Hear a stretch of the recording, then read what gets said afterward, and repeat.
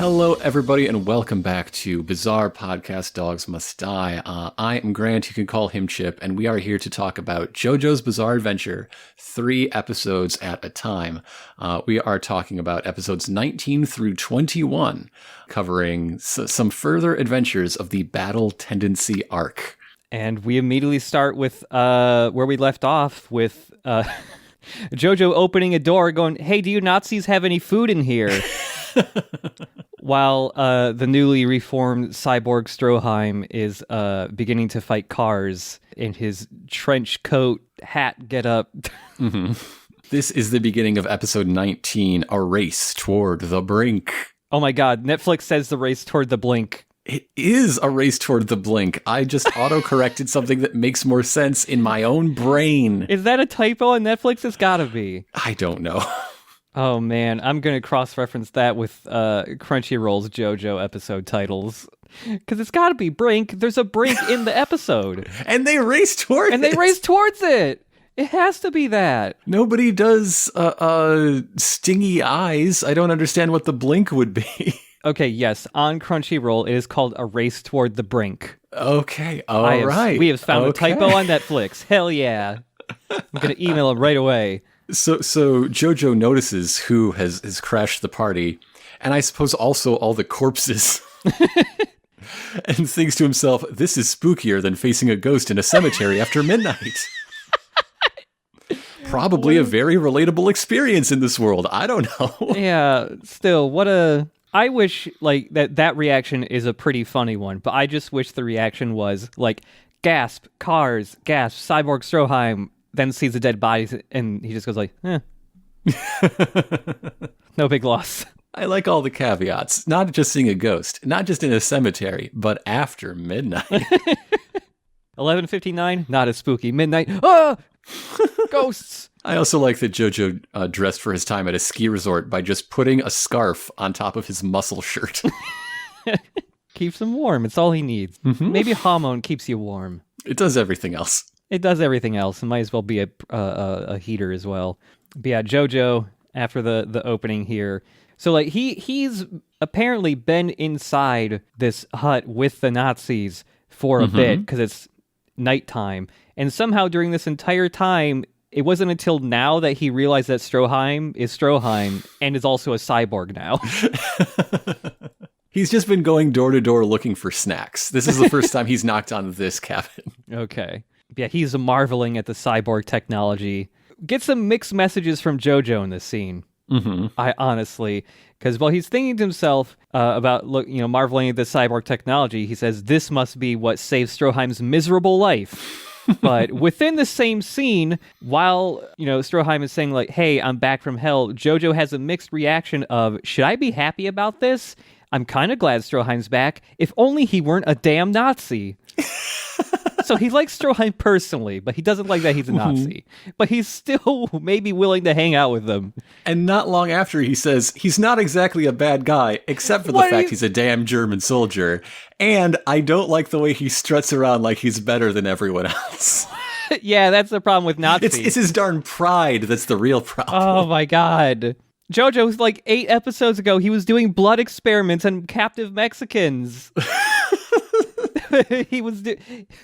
Do you not remember him being really mean to Speedwagon? That really set you off? He shoved a bunch of like nasty old needles in there, tied him to a chair. Yeah. Laughed in his face a lot of times. Yeah. But we're at the point where I think Araki just enjoyed drawing and writing Stroheim too much, so everyone else has to like him a little bit now. Just a little bit. His hair is even more guile-like than it was in the past. It got taller. If he weren't so smug, he'd be a great guy. And also if he weren't a Nazi. But it's fine. God. Imagine being the guard in the Mexican secret base. You're one of the few survivors. Alarms are blaring. Some weirdos in tight t-shirts are running away into the wilderness. And you have to go with like a broom and dustpan and pick up all the chunks of your boss. I don't know, it might be good for something later, I guess. Yeah, like, man, when Stroheim blew up, you don't see the chunks or anything. He's just vaporized. He is just gone. It is impressive they were able to hoover him up. Just the gooeyest jigsaw puzzle. Ugh, gross. But yeah, after JoJo thinks to himself about how maybe Stroheim isn't that bad of a guy if he weren't just a damn Nazi, Kars is pointing to JoJo saying like, hey, after I get this stone, I'm gonna fucking kill you, JoJo. The way he phrased it is very funny to me, just saying like, it's too bad Wamu is still off at work in Greece. It just sounds like he's at a desk job or something. Like he couldn't make it to the party in time. He had to work overtime today. You know, the quarterly reports are due and Wamu is swamped. Nobody's returning his emails. It fucking sucks. Poor Wamu. I'm just imagining that when he goes to work, Wamu has the exact same outfit as usual, but he's just got a tie on top. HR needs to talk to you about your instinctual super kick anytime someone crosses your shadow. It's causing some real problems. It's, you know, if you're you're next in line, like for, you know, the coffee machine or something, no one else can form a line behind you. Everyone gets kicked in half. We've lost 5 people this week because of this. But yeah, while Kars is telling JoJo he wants to kill him pretty soon, the camera zooms out just a little bit, and Stroheim is still just standing there, like holding on to Kars's arm blade, and he's just, hey, pay attention to me. Hey. You're supposed to be fighting me, not him. Hey now. Kars is saying like, oh, no machine can stop me, and Stroheim does this goofy thing of not pinching Kars, but first moving one of his arms around his back in an impossible way so that he can then pinch Kars's hand and tear a chunk of his hand clean off. Yeah, yes, which yet again is rated in his squeezing strength in kilograms per square centimeter, which converts to 27,735 psi. The show even says that he's about twice as strong grip strength-wise as Santana or Sanviento. So there is no place on Earth where you can experience this sort of pressure. This is 1.7 times the crushing pressure at Challenger Deep, the deepest point in all of Earth's oceans. This is the low end of the hydraulic pump strength of water jet cutters to like, you know, slice like steel and titanium apart. God. After he fucking rips a chunk out of Kars' hand, something I didn't know that was censored in the censored version of this show. This is the best bit of censorship I've ever seen. It's incredible because Stroheim goes say like, German technology is the best in the world. You know, nothing can defeat Germany. And he, you know, fucking stands right up and he throws his arm up and does the Sig Heil thing, and they fucking just black it out. They just black his arm out. Just so you can't... What's he doing? I don't know. I can't see his arm. What could this Nazi possibly doing in this pose? I did not expect them to censor that. And that's why you can watch this in Germany or France. Yeah. In the show so far, I don't think we've actually seen the swastika, which is something that would have to be taken out for Germany. Yeah, I don't think so. No, you see his SS buttons on his collar very clearly, but I don't think you see any swastikas, no. Yeah, I don't know if SS stuff has to be taken out in Germany like the swastika does. I would assume so, but I don't know. It would be very funny to see like harsh spot shadows on his neck whenever he's in uniform. God, yeah. Stroheim picks up a golf ball and he crushes that with his robot hand. You know how people golf in the Swiss Alps all the time? But he tells JoJo, like, hey, you're not even going to have to do, like, fight at all because I am the greatest. And I've got a new secret weapon. And he pulls out a huge bandolier of bullets, and he kind of arches his back a bit with his arms, like, way up, like he's about to pose for a photo shoot. And then a big gun comes out of his tummy. We've went from a Tommy gun to a tummy gun over the course of Battle Tendency. And he just he just hooks up the bullets up to his tummy. And I like that the gun, the tummy gun, despite it being, on his tummy, it still has a giant iron sight on it. Yes, that still doesn't get up to his eyes. It's completely useless. I don't know. Yeah, like what? It gets up to like his bust line, which is unwieldily tall, but it doesn't do anything. Is there ever going to be like a little man riding on the top of the tummy gun who can help you aim or something? I don't know what's going to happen. But you get a shot of. Oh, actually, I was going to say this didn't make sense, but he actually has like the steampunk like eyeglass piece. Mm-hmm. Because they show a shot of like a crosshair, like a gun sight over Kars while he's getting riddled with bullets, but that must be his eyepiece and not his tummy gun sight. He's describing his incredible strength because before we fight, we have to set some parameters, lay down some expectations, and that he can fire 600 rounds per minute. Mm-hmm. That's really good, especially for a single-barreled gun. Like yes, cool. But I was surprised to see that is not so beyond real technology at the time. Oh, really? In fact, the Soviets tripled that later in the war. They had a single-barrel gun that could fire 1,800 rounds per minute. Oh, wow. I wasn't expecting that. They built it for airplanes and not cyborgs, clearly. It was known for jamming, and also pilots had a tendency to fire all of the ammo they had in a single pull because it shot so fucking fast. Yeah, maybe it's not the best to shoot that fast. God. It's more plausible. The firing speed is the most plausible thing in this scene. Yeah.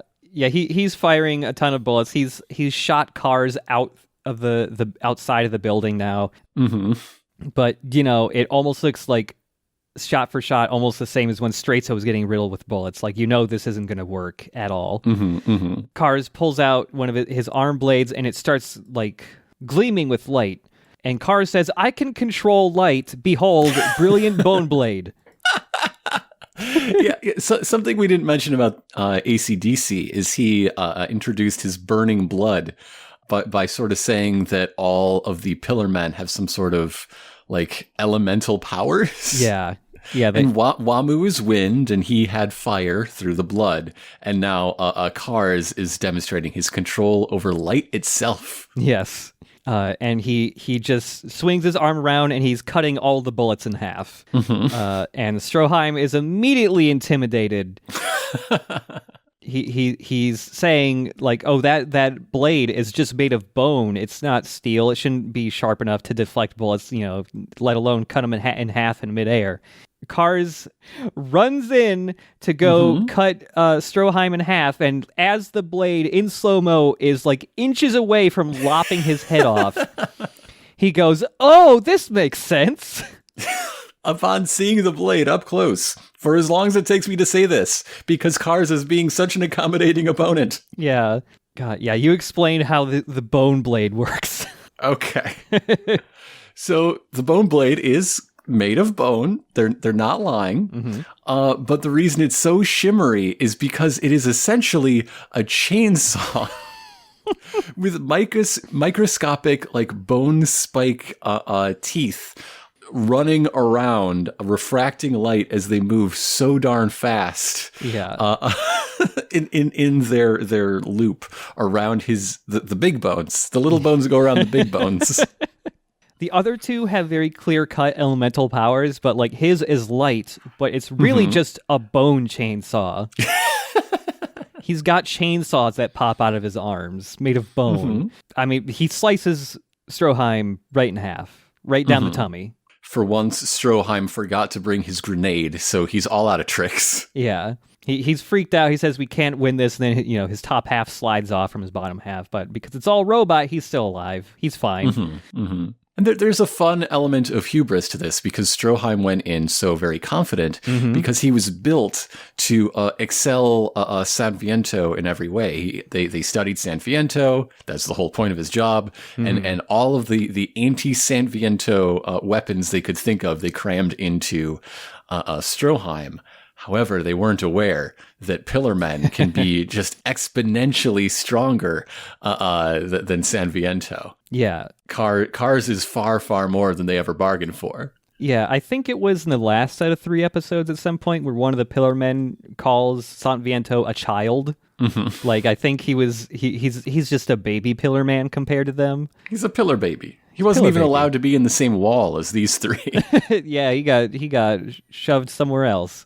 But yeah, Kars is picking up Stroheim, his top half, and just walking with him. Mm-hmm. And he pulls the stone out of Stroheim's pocket because he was just keeping it on him. Kars is very happy. He's finally got the super Asia. Stroheim has still got one more weapon up his sleeve. Mm-hmm. One of his eyes peels back to reveal the cyborg eye underneath the human-looking fake eye, and he fires an ultraviolet laser from it. Yes. He was filled with a sun lamp. I am partially vindicated from last episode. And he shouts, "Ultraviolet beams activate." And yeah, he fires a laser that goes clean through Kars' hand and like his cheek, I think, and it causes him to drop the stone. By this point, Lisa and Caesar and Messina have arrived. Everyone is wearing fashionable scarves. Oh yeah, everyone looks great.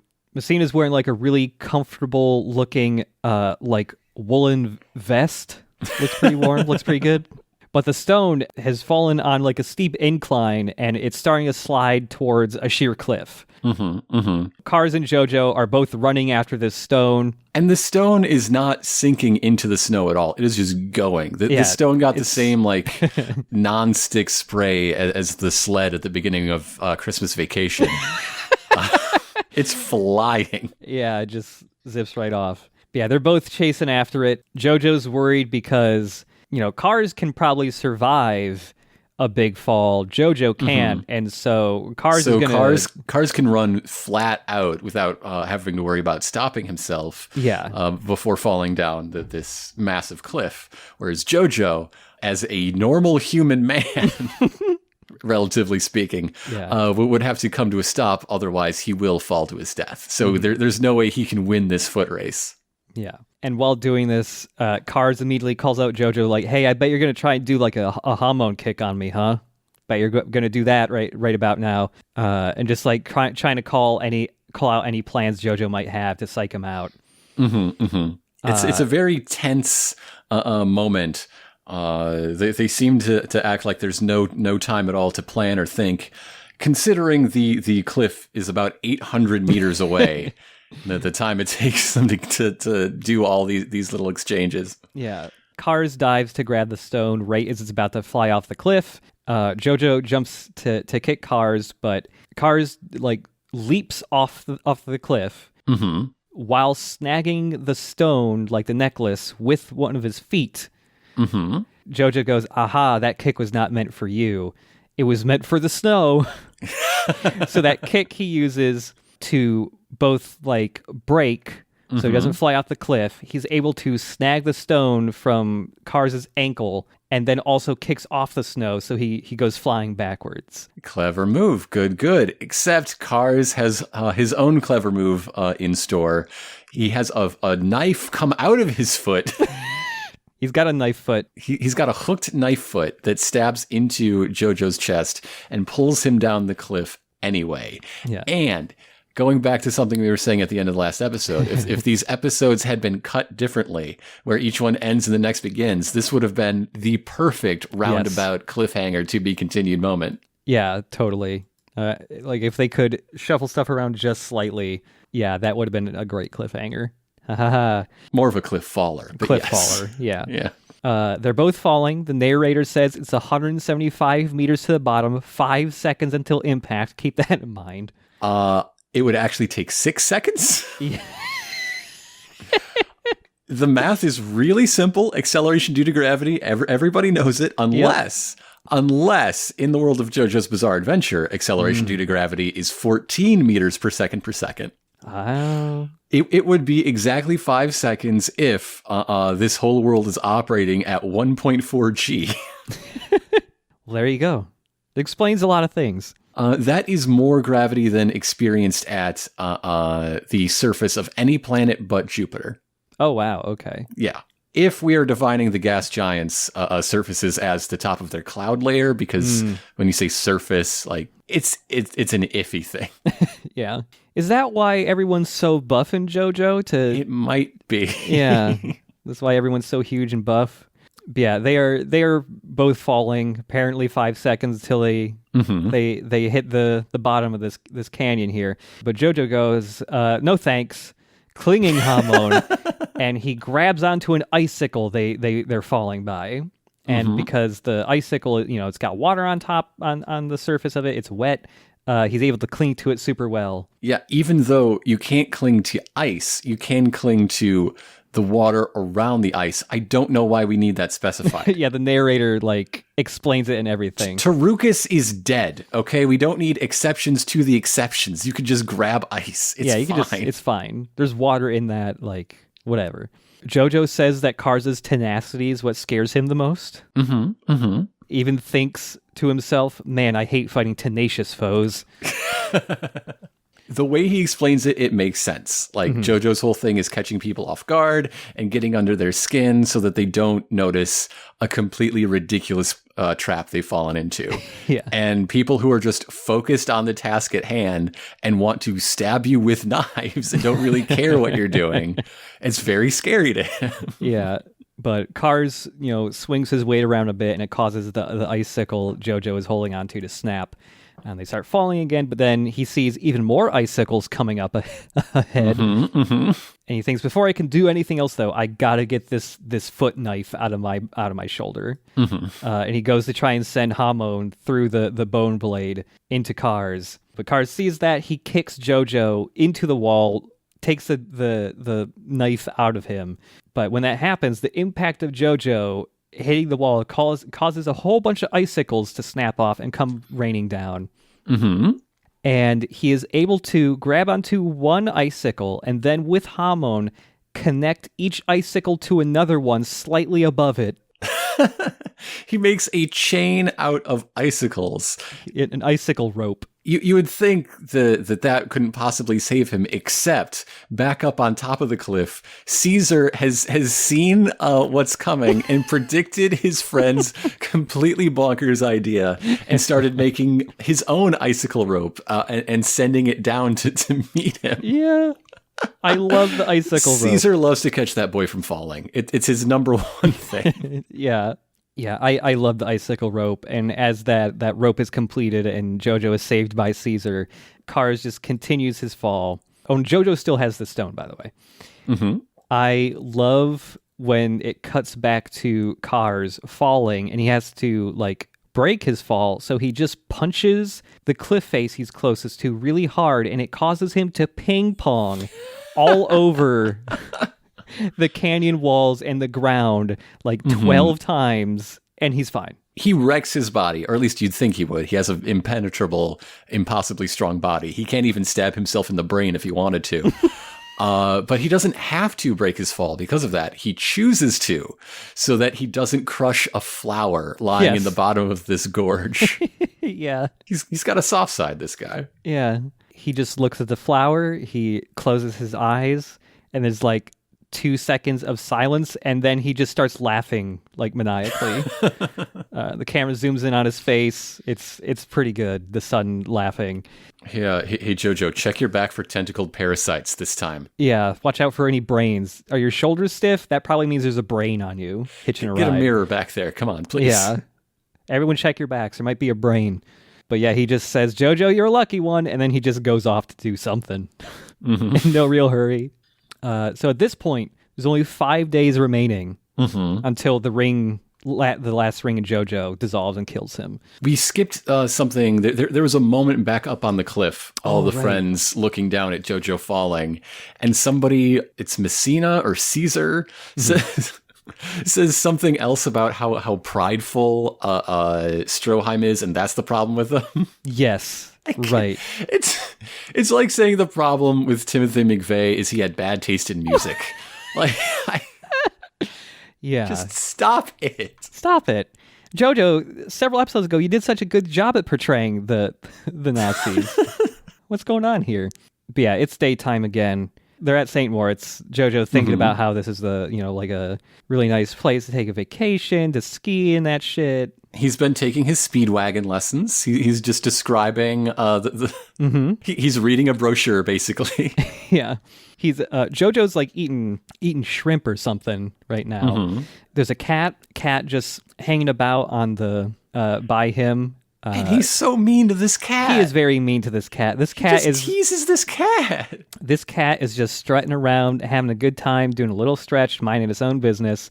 And JoJo's thinking like, damn, even the cats here are like the most pampered cats I've ever seen. So he throws some food over to the cat. Cat doesn't like the shrimp. He doesn't. Yeah, he sticks his nose up at it. Doesn't want the shrimp, and so he pulls out some different food. He's got some salmon. Cat wants that salmon. He's playing with the cat a little bit. Pulling the salmon just out of its reach so it can't get it. Just over and over. It starts like crossing a line. Yeah, and then he fucking trips the cat. He trips it. So it falls over, and it's like, don't be mean to this cat, bro. I bet you feel so much better taking that cat down a peg, huh? What a cool guy you are. He does think immediately after tripping the cat, that was mean. I must be stressed out. I think it's because I'm going to die in 5 days.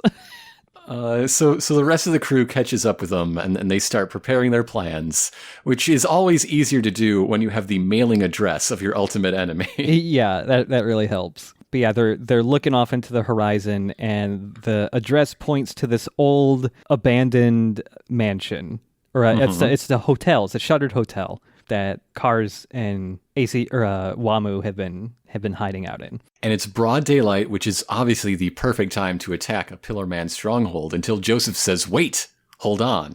Surely people tried all the smart things already." Yeah. We should be big old Dumbos. They'll never expect it. Yeah, they'll never expect us to come at nighttime. Caesar gets real pissed off at this. He really wants to go during the day. Well, JoJo says, like, this is a suicidal plan. He gets especially upset at JoJo calling his plan half-cocked, because he thinks it might be sort of a dig at how Grandpa died. Yes. Like, okay, he had half an arm, but his cock was fine in the end. I know this. But yeah, Caesar and JoJo get into a big argument here. They get into like a fucking fist fight. They're punching each other in the face, making their blooding their faces, making their noses bleed. And they just became friends. Became friends. I know. But yeah, Caesar really wants to be the one to end the Pillar Men. He wants revenge for their grandfathers. And things are starting to click, right? We joke about how Caesar's dedication to the Zeppeli family is way out of line with the other member of the Zeppeli family we've seen. But I think he has to believe in this battle because it protects him from accepting that. If he continues the fight, his grandpa's fight hard enough, it means that the family is unified and that Will did not abandon his dad the way he admitted he did in his own words. Yes. Family honor will still matter if it's all the terrible monster's fault. Yes. But yeah, Messina and Lisa break up the fight, and Caesar's saying, I guess you're just never going to understand family honor. Fuck you, JoJo. I'm going to go right now and fuck these guys up. You can't stop me. And a Zeppeli walking towards certain death always brings the yes. So that's the end of the episode, and now we come to episode 20, Young Caesar. And we learn about that missing generation that's been alluded to, but we never really spent much time with Mario Zeppeli until now, when we learned that he was a thoroughly dedicated family man until he abandoned them when Caesar was 10. Yep. Abandoned and all of him. His siblings, his many siblings were even younger. His 4 other siblings or whatever. Yeah, after they're abandoned by his father, they have to survive, and so Caesar became a street ruffian, even as a 12-year-old boy, as pictured in the flashback here, just beating adult men with chains, just whipping the shit out of them on the ground to get money. But yeah, he started to grow to hate his dad, thinking he left us just so that he could fuck around with ladies or something. When I find him, I'm going to kill him. You ever hate your dad so much your shirt tears off? Oh, right. Yeah, he gets so mad his shirt just rips off his body. And he doesn't even physically touch that shirt. It just fucking just shoots off of his body. Now, this whole flashback is framed as Lisa and Messina telling JoJo about, the life of young Caesar. And so they describe how he was a thug and a ruffian, living the underworld life, but he had standards. He wouldn't murder anyone. Yeah. Though he will beat people across the face with wrenches. Yes, that was his signature thing, when he was older, was just beating the shit out of dude with wrenches. Apparently, even the mafia was scared of him. There's this scene of him in the alley with his gang that he's assembled, and this mafia dude is saying hey, you're not a real Italian. I hear, your dad abandoned you. Family is the most important thing to us. And yeah, that's when Caesar just draws the wrench, and just clocks this dude's cleat across the jaw with it. But he doesn't kill people, I promise. Yeah, he just beats the ever-living shit out of them. The Batmobile might have guns in it, but it's okay. It's fine. They're rubber bullets. It's fine. But yeah, in this scene, he decks this dude across the face with a hormone punch, and this is before he even knew what it was. He was just instinctually using the hormone abilities that he had. Just like JoJo in that plane. Yeah. Whoa. But one night, while out in the town, he comes across his dad. Yes, he sees this familiar man who does not recognize him. He's like, oh, I'm gonna follow you. I'm gonna find out what nefarious business you're up to. I hate you so fucking much. And so he trails his dad to find the Pillar Men in the wall. Yep. Apparently, doing hormone research on the Pillar Men has been going on far, far longer than there were Nazis. Yeah. At least since there were Nazis in Italy. We don't get, timestamps in these scenes, but still. Right.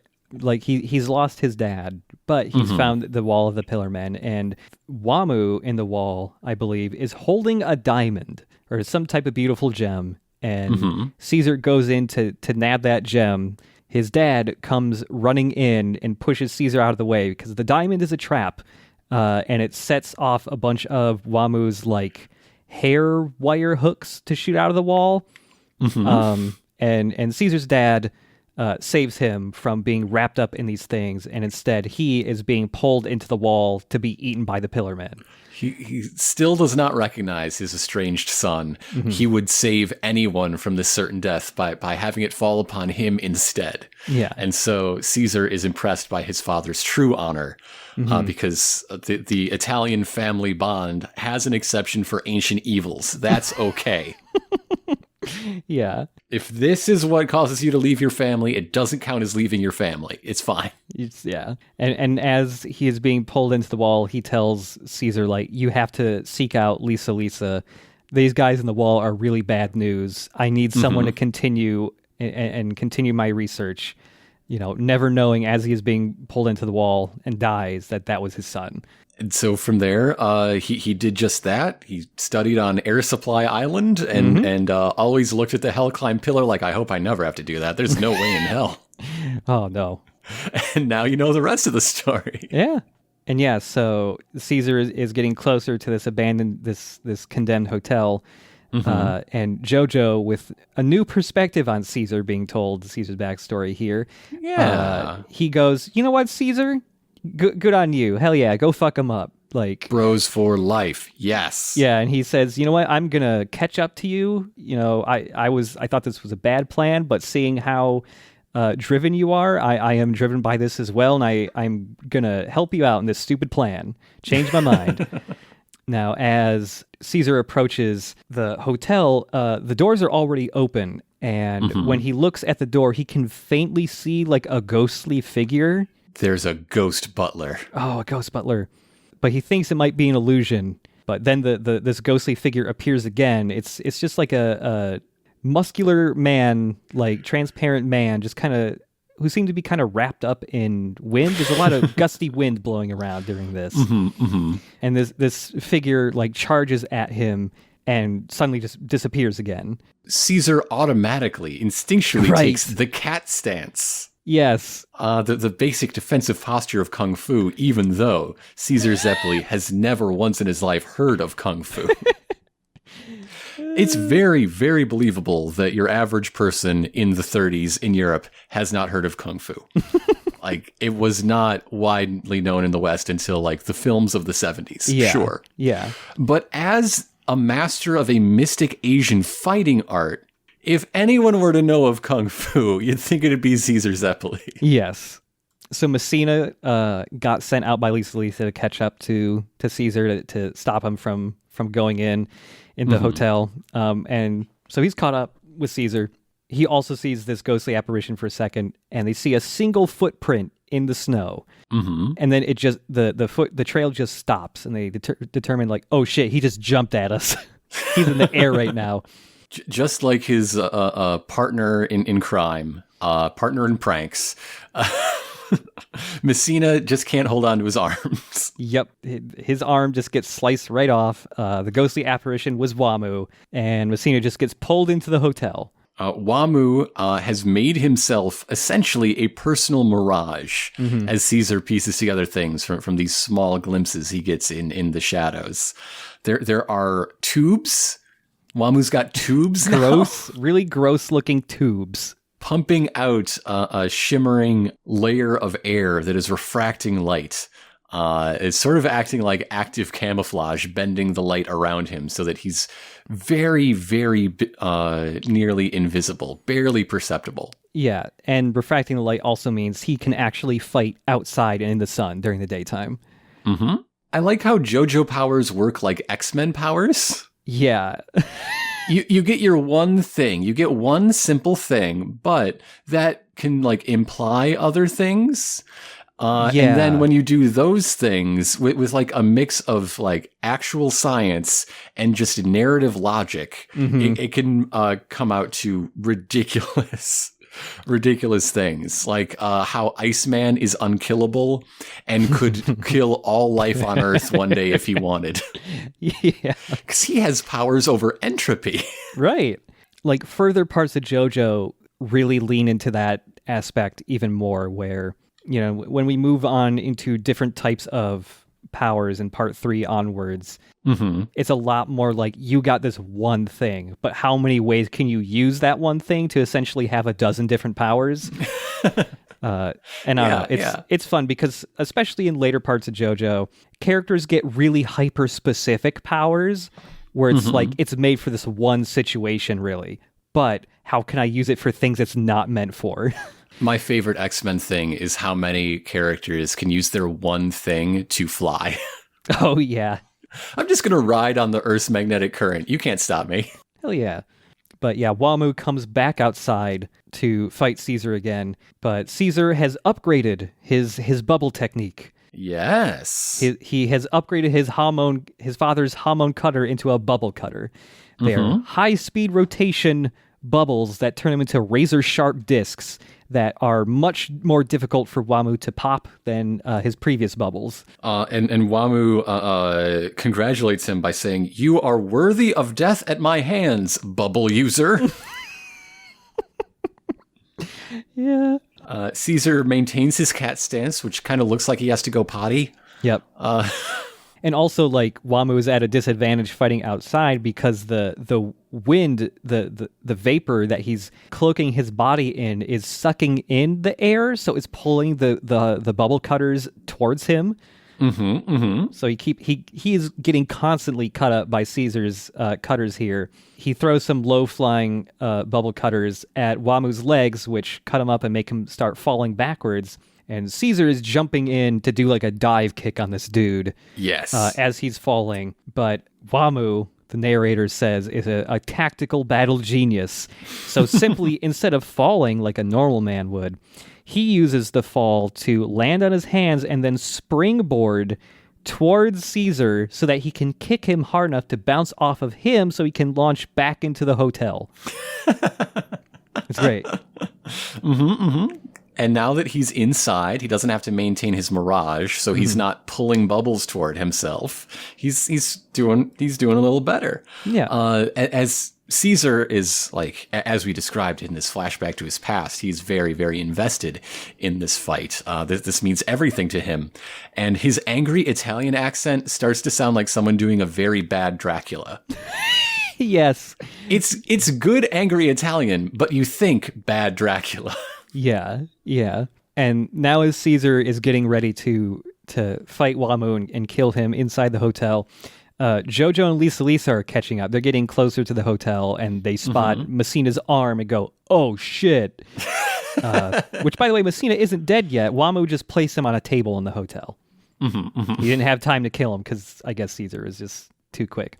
So their second fight here starts, and I think this fight is interesting because it is maybe the first fight in the entire show that plays out in near real time. Would you say this is where JoJo really begins? No. No, okay. I would say most fights do not play out like this fight does. There are definitely some fights where because like this fight looks good. Like they put extra time into animating this fight. It's pretty smooth and dynamic looking and all that. But it is very rare for JoJo to have fights that play out in real time where you're just seeing people just trade blows and dodge attacks. Yeah.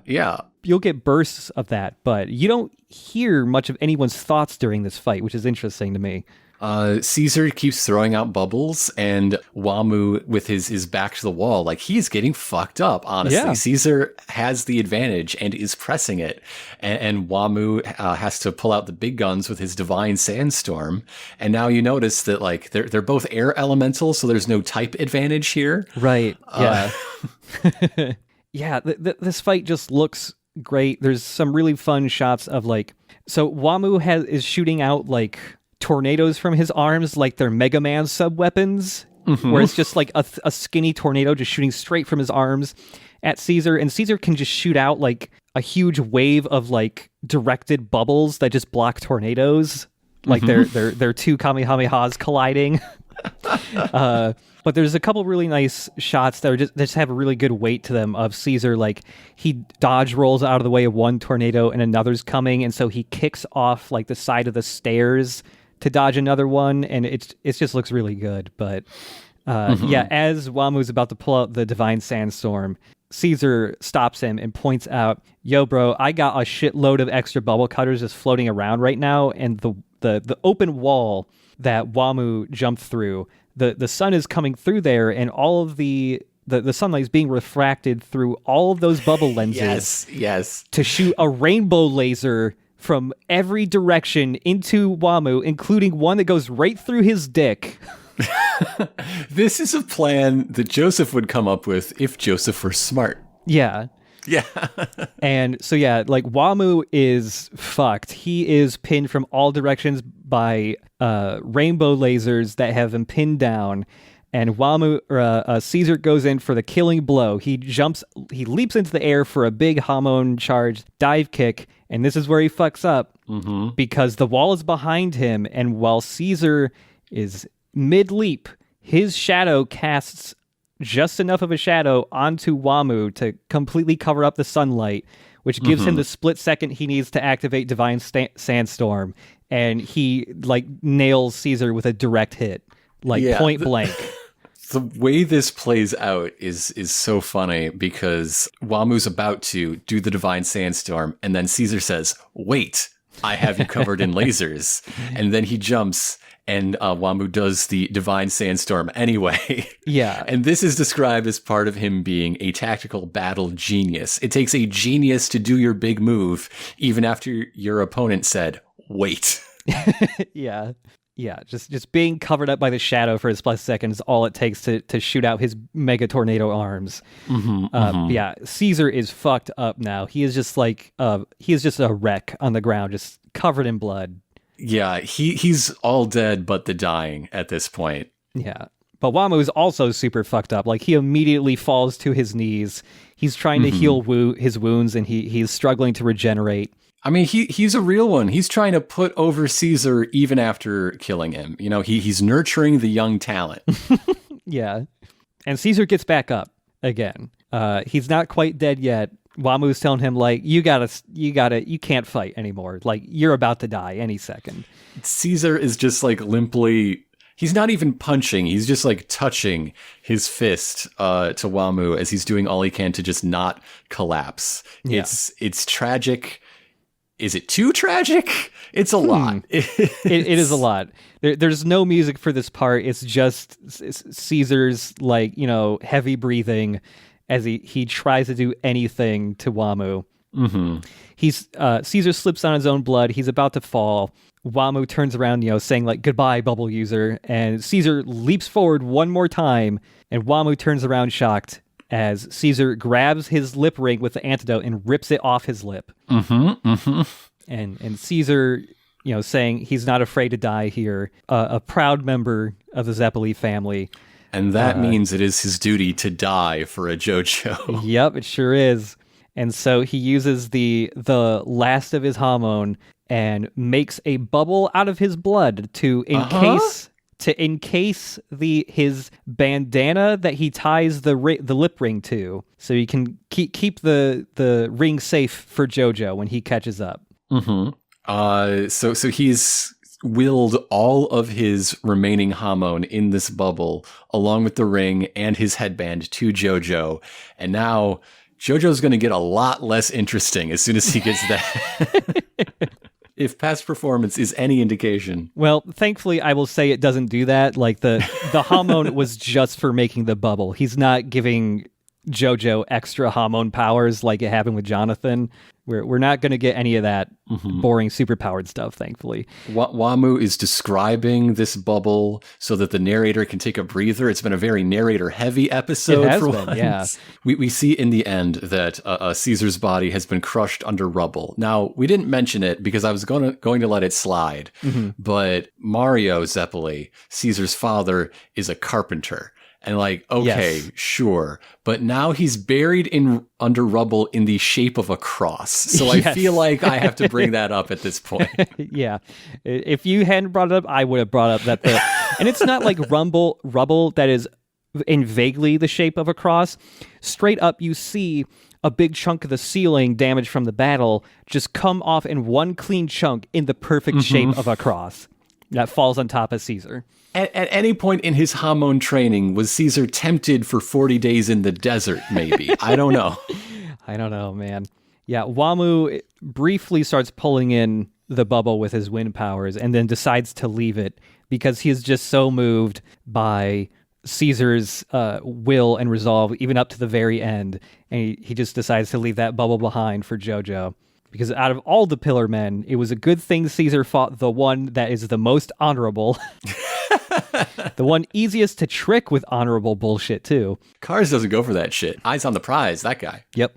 Yeah, just as, all of this has transpired and Wamu has left the room, JoJo and Lisa catch up and come in. They find this bubble, and, JoJo touches it and says, whoa, the hormone that made this bubble feels really weird. Both him and Lisa, like, don't want to say Caesar's name. They don't want to call out for him because they're afraid that they won't get a response. Like, they just know that he's dead, but they don't want to acknowledge it. And Lisa is telling JoJo, like, very coldly, like, we don't have time to mourn for Caesar or anything. Kars and Wamu are still here. We got to fucking kill them. And JoJo is real upset at her for being so heartless.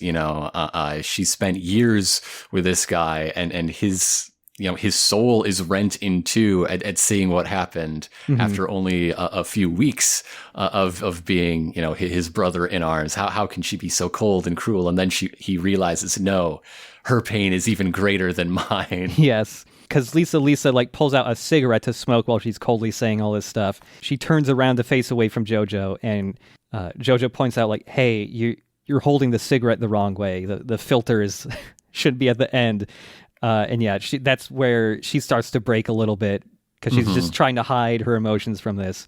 The sun moves a bit and shines the light coming in from that hole in the wall directly onto the cross rubble where where Caesar's blood is leaking through, and that's where they realize he is, and that's where both JoJo and Lisa just like break down and start crying and calling out his name.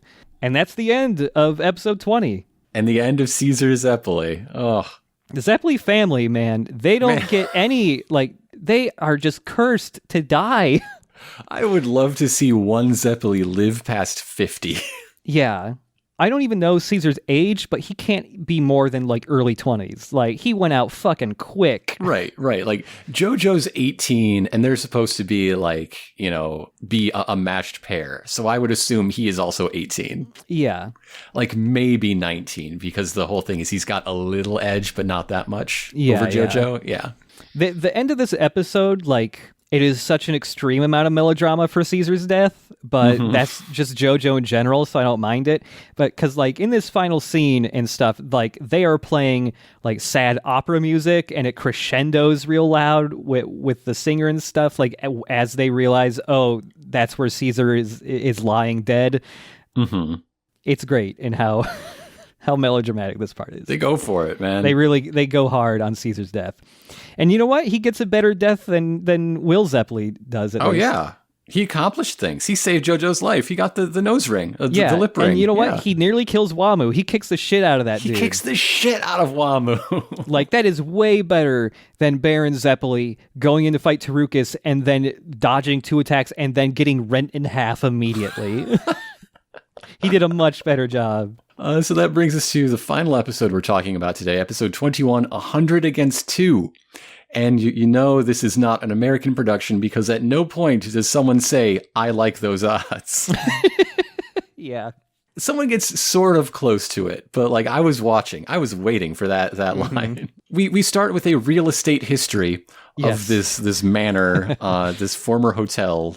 We learn about all of its recent owners and how it's fallen into disrepair. We have time for this, but we don't have more time for bro moments between JoJo and Caesar. Yeah, we have time for mild animal abuse. If there were like small things you could change to part 2 just for pacing or for extra character stuff, I would add like 2 more episodes of JoJo and Caesar really getting to be bros before Caesar dies. Even small moments. Replace the cat bit with JoJo and Caesar playing cards again and having fun with each other instead of trying to swindle one another. Yeah. Basically every JoJo part, because it's kind of just flying by the seat of his pants, always has bits where it's like, man, if you could do a second draft of this and just add in some extra little moments here and there, like, it would be even better. But part 1 and 2 are... No, even later parts are like this. Anytime you get to a new location, you are almost always going to get a history lesson about it. I think that persists even at least all the way up through part 5. But there are monsters within that must be destroyed for even more vengeance than before. Yes. So JoJo moves on, grabs a doorknob, and remarks at how unpleasant it is. However, have you ever held a pleasant doorknob? I can say no. I feel like doorknobs are, at best, neutral. The best a doorknob can be is if it's warm for some reason. But even then, I'm just like, who's been holding this doorknob for so long? Like, this is weird. I just want my doorknobs solid and dry. That's all I'm asking for. Yeah, that's all I need. But apparently this doorknob does not pass the test because it's not a doorknob. It's a fist. It is a man's fist. It is a man's fist. There is a vampire living within the door, and his fist... It's just where the doorknob would usually be. And he pops right out to say, my name is Wired Beck, and this is my life story, and also my afterlife story. I love the English dub voice for Wired Beck. He sounds like fucking Choose Goose from Adventure Time. You might know him as the voice of Agumon. Oh god, that's Agumon's voice? He's evil, creepy Agumon. Oh my god. Hello, I'm Wired Beck. Here's my backstory. Again, we have time for this, but not... Okay, I'll save it for later. It's fine. Yeah. So we got this vampire, Wired Beck. He killed his sweetheart and went to jail, and then he got busted out of jail, and now he's a vampire who works for Lord Kars. Okay. He likes to live in the door for some reason. That's where he likes to hang out. Lisa proves she's cool enough to wear sunglasses indoors. Not only indoors, but in a vampire mansion. Yep. So JoJo still has his clacker balls, and he was just gonna whack Wired Beck with them, but Wired Beck is doing his I'm leaning forward karate chop move, and cuts the the line on the clacker balls and ruins them. And as JoJo goes to fight them, like Lisa just slides into frame and goes, "I'll handle this." So Wired Beck reveals his power before he's about to die 3 seconds later, which is he's got spikes all over him. He flexes Lots and of big spikes come out of his body. Big pointy guy, this guy. He had hair before, but now that he flexed, all of his hair is gone and there's spikes instead. And so he just leans in for a big spike hug on Lisa. She just walks by him and just wraps him up in her big long scarf. Beck just goes, "Hey, what the fuck was that?" And JoJo says, "You're already dead, dude. Bye." And then Wired Beck just explodes. Yeah, Lisa just points at him and says, "You are already accessorized," and then he dies. The Hamon scarf just annihilated him. He just fucking explodes. And that's Wired Beck. We're done. The end. We just needed somebody to job to Lisa, I guess. Yeah, Lisa hasn't gotten a real fight yet, and so I guess we just need a quick reminder that, like, she's fucking pro. And can just melt dudes by walking by them. JoJo's impressed that she has practical skill and not just teaching ability that is now demonstrated for the record. Okay. And she tries to get him to just slurp the poison medicine out of the ring. Yeah. JoJo, you got to slurp it. Don't be stupid. But no, he's keeping it for sentimental reasons. He feels like it would be a disservice. He needs to keep the drive for vengeance high by not curing himself until he defeats Wamu. Yeah. Lisa thinks this is idiotic. She is the Kars of the hero crew. She really is. But they have reached the chamber where Wamu and Kars chill out. Lisa notices an extra set of footprints that JoJo didn't see. And yeah, those are the footprints that lead to where Kars is hiding in the shadows. Wamu lights a fire and shows that hanging from the ceiling of this chamber are several hundred vampire soldiers that they have created. I would say 100 vampire soldiers. But it looks like way more. You might call it 100 against 2. Whoa. And then a great light shines from the darkness, and it's Kars chilling out in a chair, just emitting rainbows from himself. Bright, beautiful rainbows. And yeah, I guess the closest you get to I like those odds is just when the vampire soldiers say, "It's 100 against 2, JoJo." And then JoJo and Lisa go, "I don't like that." I don't like that. That this seems is really bad not for good. Me. We can't win. Of course, we have to play on the personalities of these pillar men in order to survive. Wamu falls for it. He's a sucker. Kars remains way too sensible to be Wamu's friend. I don't understand how they get along. Yeah. Kars outranks you. Why do you get to make these decisions? I don't know. At some point, I guess Wamu just earned Kars' respect, even though Wamu just wants to do stupid, honorable bullshit all the time that Kars just clearly does not care about. He's very goal-oriented. But as Wamu's saying, like, "Hey, I was promised a one-on-one fight with JoJo," JoJo just starts rambling about a bunch of shit, talking about the odds of 100 to 2. And the entire time, he is very obviously, like, planting very visible green string wrapping around everything to conduct Hamon, and everyone else can also see it. There's a scene where all of the vampires are looking directly at the string he has laid, and there's like with red arrows overlaid. Yeah, it's like a fucking Tex Avery or like Betty Boop ass thing of like the show actually drawing their sight line with arrows. and then JoJo goes like, "Ah, well, you caught me. It was worth a shot." So Lisa steps forward and she has a real plan. She's like, "Okay, you can kill us now, but if you do, then we won't make it to turn off the timer on that bomb we have wrapped around the Super Asia. Yes. It'll be ruined forever. You kill us and you kill your hopes for the future." Yeah. I want her to be bluffing so bad because this is ice cold. Yeah, it really is. I love all Lisa's shit she does in this scene. And JoJo is thinking to himself, like, "Is that fucking true? She didn't tell me. Oh my God." And then he just starts playing along with it. So it'd be a shame if the bomb exploded and hurt your stone. But Lisa proposes one-on-one fights between JoJo and Wamu and herself and Kars. And whoever is the victor gets the stone. I don't know how that works. What if there's a tie? I guess you go tournament style and the two winners face off. Okay. All right. Sure. And if it's Lisa and JoJo, then hooray! Hooray! Yay! Now we don't got to do any of the shit we promised. So that is how you win a fight of 100 against 2. You just don't fight. Yeah, you get different conditions.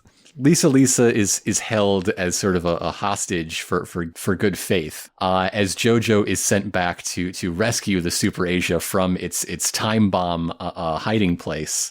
Mm-hmm. It's just in her luggage. There's no bomb. It was an absolute fabrication. Yeah. And JoJo is going to get creepy with her laundry. Oh yeah, all the unmentionables coming out of the suitcase. JoJo, you fucking perv! Don't stop it. Stop it, JoJo. Oh well, while JoJo's going back to where the stone is too, he also brings Messina back with him. He's still alive, just missing an arm. It's okay. He can kick off a Pillar Man's arm and attach it to himself. They're apparently arm donors, mutually compatible. Yeah. JoJo's wondering, like, he feels a new emotion burning inside of him while he's doing this, and he's like, is this compassion? So yeah, he's rifling through his teacher's things, and a picture falls out. Mm-hmm. It is a picture dated 50 years ago of young Speedwagon, young Arena, young young Straightso, and young newborn Joseph. You can tell by the hair. Uh-huh. Straightso is holding Joseph. I guess the adopted baby is taking the picture. That's where she is. Yeah. And JoJo is very confused. He's wondering, what would you, Lisa, the world's most foremost Hamon coach, want with photos of a vampire-killing Hamon warrior and all their friends? And all their friends that were very deeply involved with vampire events in the past. But we cut back over to the following night, the full moon, when everyone promised to fight. They're at some old fighting arena from ancient times. I forget what they called it. The Skeleton's Heel. Yeah, the Skeleton's Heel. But yeah, JoJo and Lisa are there. JoJo holds up a match to the Super Asia to prove that it's powerful enough. It's the real deal. It's shooting a big fucking laser from it. Even with a matchlight, it can shoot a crazy-ass laser, yeah. Now, what would have happened here if JoJo had aimed it just slightly differently so that the laser pierced one of the Pillar Men? Would that have killed them? I don't know. It is said that the Super Asias needed to kill the Pillar Men for real. It might have been worth a shot, but you don't know what they have in place to take out Lisa. You know, you gotta play the game. Oh no, what if there's a bomb on her? Uh-oh. There could be a bomb. There are 100 vampires around. There are also 100 vampires, yeah. All heavily armored as well. A vampire makes zombie thralls, and a Pillar Man makes vampire thralls. In part 3, we're bound to meet something that can make Pillar Man thralls. Oh no! Imagine Pillar Man thralls. What a nightmare! Everyone's just contorting their bodies all over the place. No, if you had a ton of Pillar Men that could do weird body contortion stuff, you could have a really crazy fight where a bunch of Pillar Men contort their bodies to link up to make one giant monstrosity being.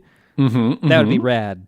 But yeah, JoJo hands the Super Asia to Lisa, and as she is grabbing that, he also shows her this little photo album that he found, and going like, "Hey, what the fuck is up with this?"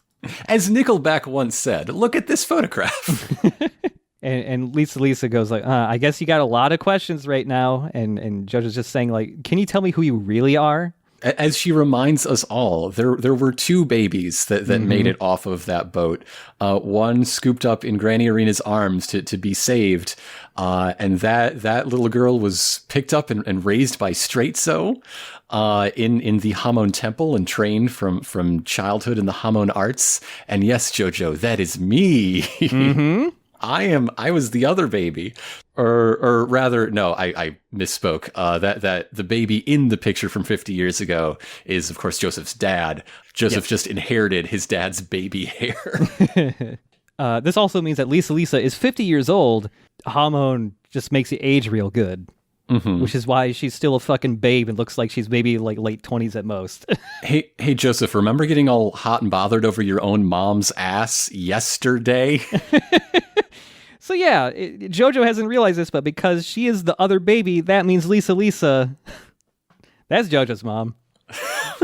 Like, he knows, right? Like, in the he said that the other baby and my dad got married. Yeah, that's my mom. Maybe it's just not sinking in right now because there's so much vampire shit going on. Or if he didn't say it, Irina did, but he was in the car. Like he knows. We got the info from Smokey. Okay, well, if Smokey knows, then he fucking knows. Yeah, unless Irina is telling Smokey family secrets that even JoJo doesn't know. So yeah, Lisa. He's so wild that you're 50 years old. He's like, he doesn't think that you're my mom. Yeah. But yeah, Lisa says like, hey, I got some really complicated feelings about you basically killing my dad straight so, but we'll talk about this later when we don't have to fight the Pillar Men. So that family drama is put on hold. Yeah, I mean, hormone energy also keeps Joseph's brain young. He's very much a child up there. He's about 12 or 13, maybe. Yeah. But before we cut the family drama short, JoJo thinks to himself, this is all so complicated. As he thinks that, the ground begins to rumble. I'm just glad that JoJo's dad didn't marry his sister, that they were raised separately. They were raised separate. It's fine. It's fine. We got a canonical answer. It's fine. But yeah, the vampire soldiers are hooting and hollering. Some of them are getting launched into the air by something for some reason. And guess what? The vampire horses are here.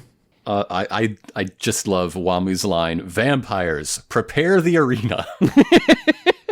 Dude. Hey, you vampires. Right at the end here and the next following 2 episodes have some really fucking hilarious lines, just like that one. But this is all just too unbelievable and hard to accept.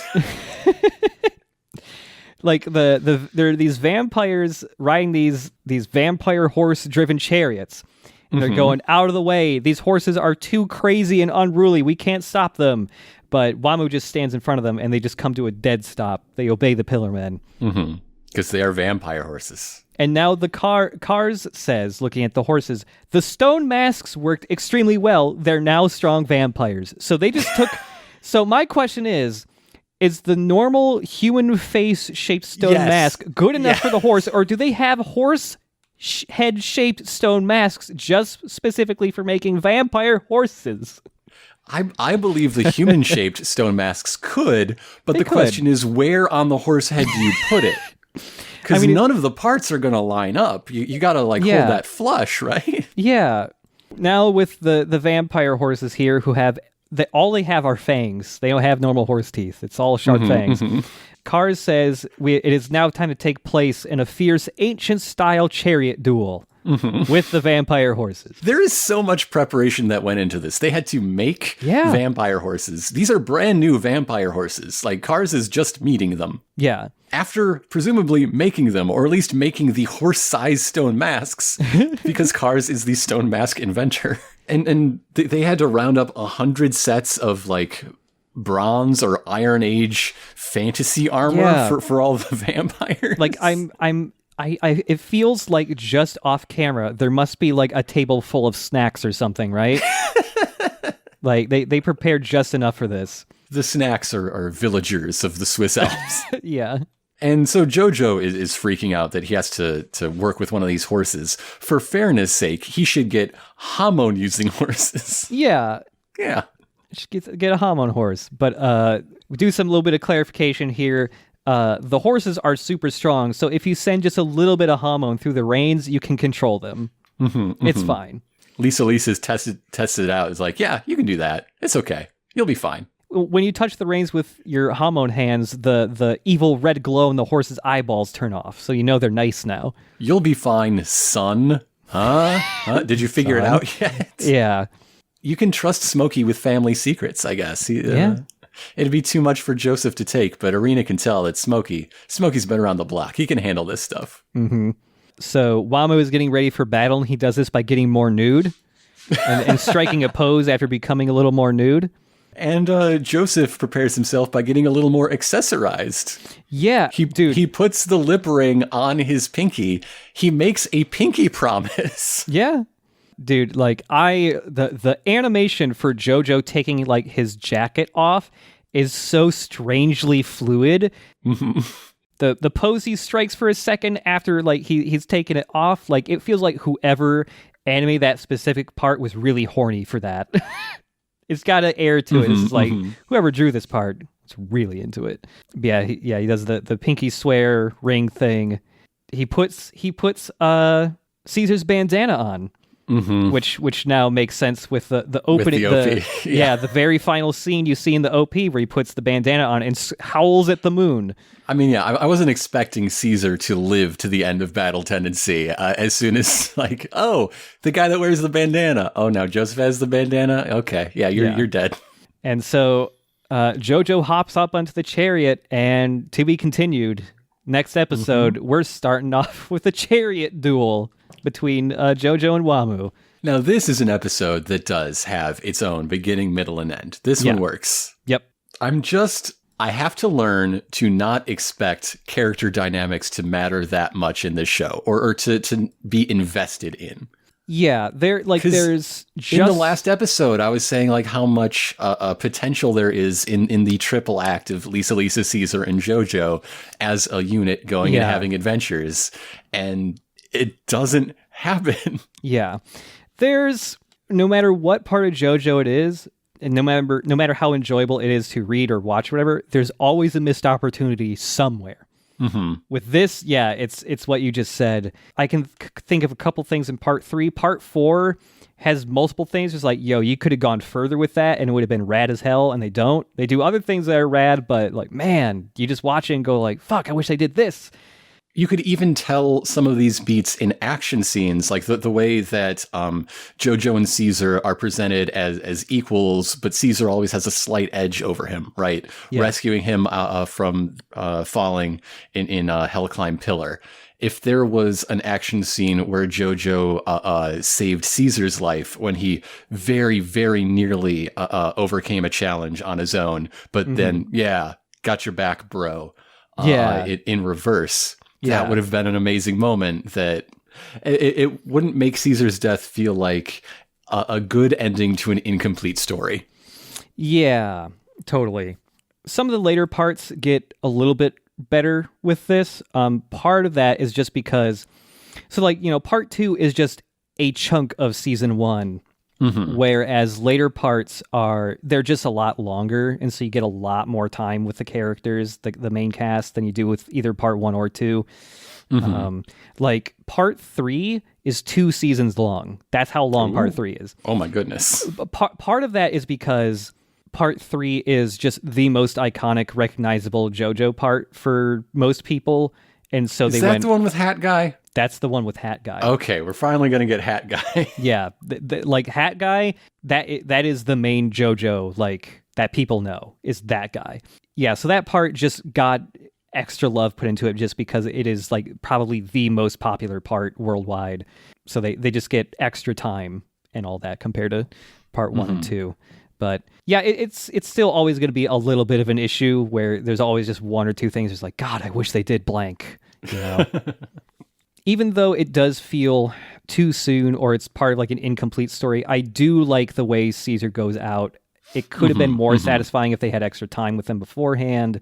I think the fight with him and Wamu is pretty fun. Yeah. I like that fight a lot. It's great. I wish it had, and maybe I will be shown to be wrong, but at the moment, it looks like there are no permanent consequences other than Caesar's death. Because JoJo got the cure, but he's not taking it. And Wamu seems to have fully healed of all his injuries. Right. If either one of those weren't true, I would like his death more. I would love to see JoJo overcome Wamu or even Kars in the end because of something Caesar managed to do in that fight. Yep. At this point, I'm not seeing that as a possibility. Right. You see that scene right after the fight with him and Caesar ends, and Wamu is having difficulty regenerating his wounds, and they're presented like cracks in his skin. If it was he had a single wound that he just was not able to heal because he got so fucked up or something, and that's his weak point or something like that, that'd be pretty fun.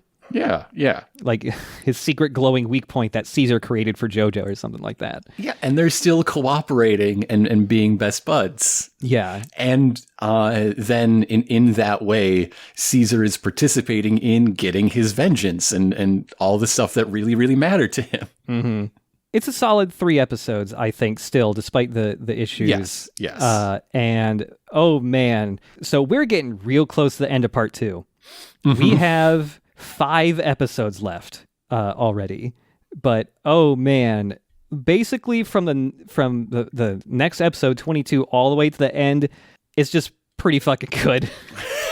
It's where we get some really good fights. We get multiple just really fucking crazy, wild moments. I can't wait for more of the vampire horses. Can't wait for you to see the vampire horses. I'm excited for this chariot race. Like, we've made this comparison because we have Nazis hunting for supernatural power, but there's something very Indiana Jones about taking the action into taking it in motion. You know, I'm thinking of the tank fight in Last Crusade. Incredible scene. Moving from location to location while locked in combat. And I hope they use interesting terrain. There's a lot of potential that I see in a chariot race fight. Yeah, the chariot race is one of my favorite fights from part 2, if I remember correctly. And it's, they do some really fun creative stuff with the format. Their specific format of what a chariot duel race is. This ain't going to be your normal historical chariot duel, of course. With your normal historical vampire horses. Yeah. No, they got their own set of rules. It's really good. I thought it was curious that Stroheim appears, makes a decent show of himself, and then disappears. Oh, yeah. Like, you can't tell me he doesn't have spare legs in a closet somewhere. Like, he could have... Yeah, he could have at least rescued Messina or something. I don't know. Maybe I'm going to guess the cyborg technology is new enough that it might take a bit to get another set of legs to him. I don't know.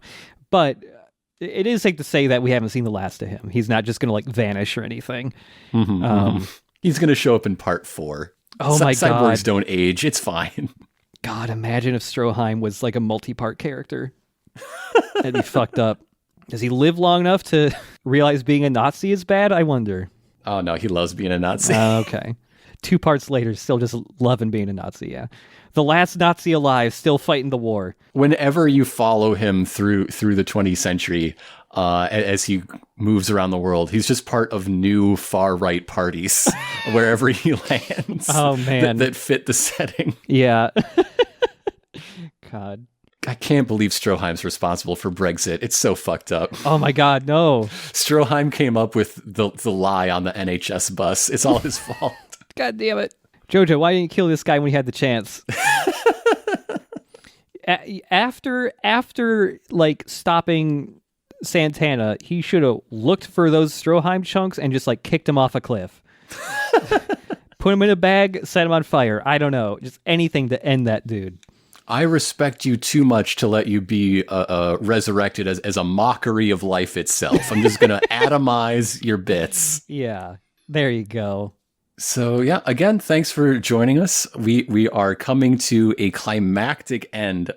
2 Pillar Men remain, and neither is as untouchable as they would have us believe. We are clawing toward victory. But first, vampire horses. Got to deal with these vampire horses. Real quick, there is a line coming up, I believe, next episode that I saw first when I read the manga before I actually watched the show. I remember posting just the word bubble on Twitter and said, like, this is where it officially won me over. This line about vampire horses is what got me.